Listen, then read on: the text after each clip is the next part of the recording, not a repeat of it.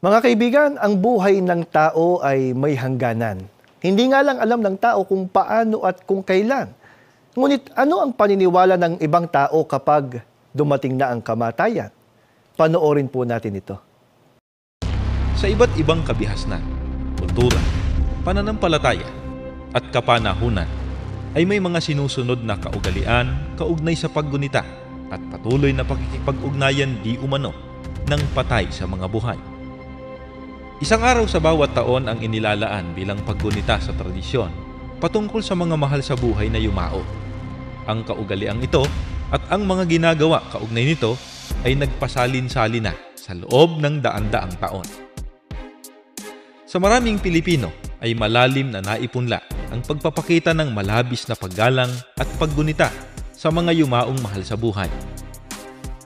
Isang halimbawa ang mga yumao sa Sagada at ang kaugalian sa Cordillera kung saan ang namatay na ama ng sambahayan ay inililibing sa hangganan ng kanilang bahay sa paniniwala na magsisilbi siyang bantay sa kanyang pamilya. Sa ibang tribo ay may kaugalian na inililibing ang namatay kasama ang kanyang mga damit, alahas at iba pang mahahalagang bagay upang madaling tanggapin sa di umano'y kabilang buhay ang may masaganang pabaon kaysa sa kakaunti. May paniniwala pa na ang patay ay may kaugnayan pa rin sa mga buhay sa tuwing nagpaparamdam sa kakaibang halimuyak ng bulaklak, kandila o pabango, o mga tunog tulad ng mga yabag o pagbubukas ng pinto o biglang ihip ng malamig na hangin sa loob ng saradong silid. Sa makabagong panahon na lubhang mabilis ang pag-unlad ng agham at teknolohiya, ay marami pa rin ang naniniwalang maaaring magkaroon ng komunikasyon ang mga nabubuhay sa mga taong namayapa na.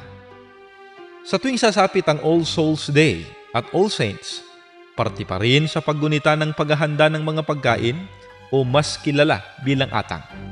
Ito ay paniniwala na kung maghahanda ng paboritong pagkain ng namayapa, ay matutuwa sila sa kabilang buhay. At ang nakasinding kandila naman, di umano, ang magsisilbi nilang gabay para pumunta sa lugar na paborito nilang puntahan noong nabubuhay pa sila. Sa iba't ibang media platforms ay kapansin-pansin din ang pakikipag-usap ng mga buhay sa mga yumaong mahal sa buhay. Kung susuriin, meron kayang basihan ng mga tradisyong ito na patuloy na ginagawa maging sa makabagong panahon?